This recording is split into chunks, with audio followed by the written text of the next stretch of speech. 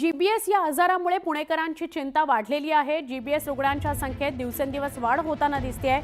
रविवारी एका दिवसात पुण्यात जीबीएसचे 3 रुग्ण आढळले। फक्त पुण्यात जीबीएसचे 3 रुग्ण वाढले। यामुळे जीबीएसची पुण्यातली रुग्णांची संख्या आता झालेली आहे 158।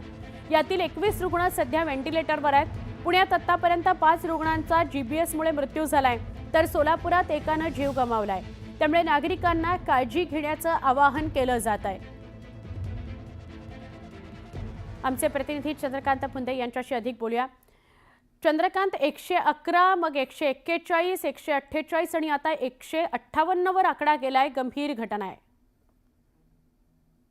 जीबीएसचा जो स्पाइक आहे ना, कुठेही ज्यावेळेस पॅन्डेमिक येते ना, त्याला एक स्पाइक असतो। तो स्पाइक अजूनही खाली उतरताना दिसत नाही। ही प्रशासनासमोरची सगळ्यात महत्त्वाची समस्या आहे, अडचण आहे। कारण अजूनही अंदाज येत नाही अजून किती पेशंट सापडतील। कारण ही सुरुवात झाली 15 जानेवारीपासून। म्हणजे सुरुवातीला रुग्ण डायग्नोसिस व्हायला किमान 15 दिवस जातात की तुम्हाला जीबीएस झालाय। त्यामुळे ही रुग्णसंख्या अजूनही आयडेंटिफाय होताना दिसत नाही। त्यामुळे दररोज नवनवीन रुग्ण आपल्याला समोर येताना दिसत आहेत। कारण काहींना होतो, काहींना नाही होत। त्यामुळे हा आकडा 200 पार करणार का, हेच आता प्रशासनाला भीती वाटायला लागली। कारण याच्यातनं रिकव्हर होणं एवढं सोपं नाही। आज मितीला जरी 38 पेशंट डिस्चार्ज झाले असले, ही खरंच चांगली बाब आहे त्यातली, पण 21 रुग्ण आजही व्हेंटिलेटरवर आहेत।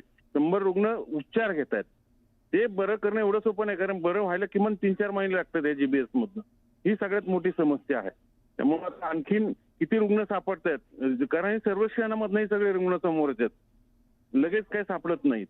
म्हणून पालिका आता घरोघरी जाऊन सर्वेक्षण करते। विशेष करून ज्या भागात बाधित भाग आहे, पालिकेने जाहीरच केलंय, तेगड, क्रिकेटवाडी, नांदोशी, नांदेड सिटी, धायरी, वडगाव, नरे या भागात हे सगळे रुग्ण एक समोर येतात तिथल्या दूषित पाण्यामुळे।